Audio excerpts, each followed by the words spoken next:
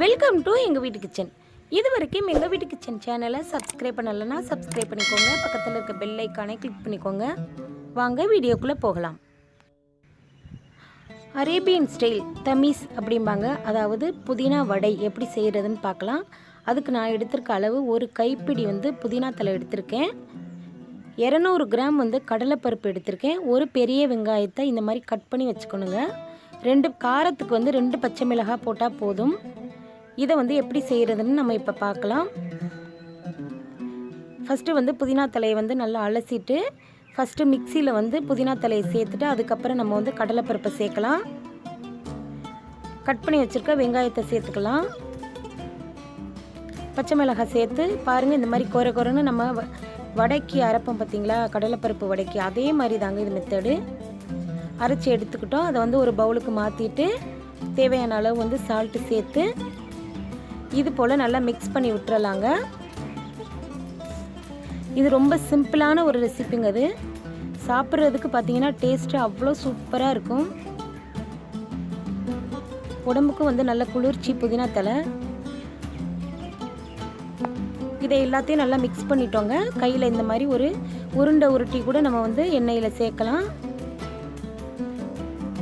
இந்த மாதிரி ஒரு புளி கரண்டி எடுத்து அது மேலே ஆயில் கூட நம்ம தடவை தேவையில்லை.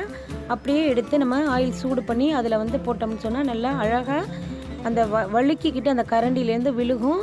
ஷேப்பும் பார்த்திங்கன்னா ஒரு மாதிரி டிஃப்ரெண்ட்டாக நல்லா இருக்குங்க. உள்ளே நல்லா சாஃப்டாக இருக்கும்.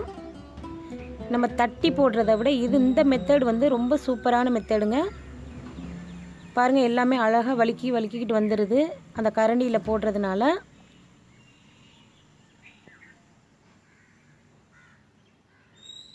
அவ்வளவுதான், நம்ம ஆயிலில் சேர்த்துட்டோம். சேர்த்துட்டு மிதமான சூட்டில் வச்சுக்கலாங்க. ஃபஸ்ட்டு ஆயில் நல்லா ஹீட்டாக இருக்கணும். இந்த வடையை சேர்த்ததுக்கப்புறம் மிதமான சூட்டில் வச்சு பொரிய விடலாங்க. நம்ம இதுக்கு எந்த மசாலாவும் நம்ம சேர்க்க போகிறது கிடையாது. ரொம்ப சிம்பிளுங்க. இது புதினா தலை மட்டும் இருந்தால் போதும்.